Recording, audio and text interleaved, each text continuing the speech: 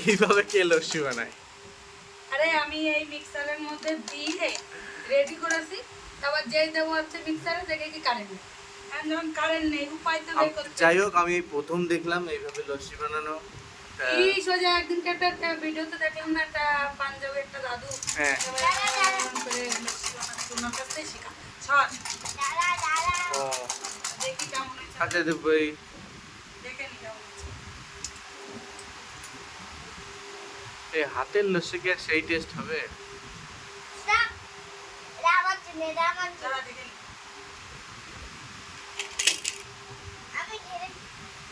আমার ছেলের জেলায় কিছু খাওয়াটা দেন। বলো কিরকম টেস্টি? সেই টেস্ট, সেই চিনি দিয়ে দেবো। চিনি দিয়ে দিবা।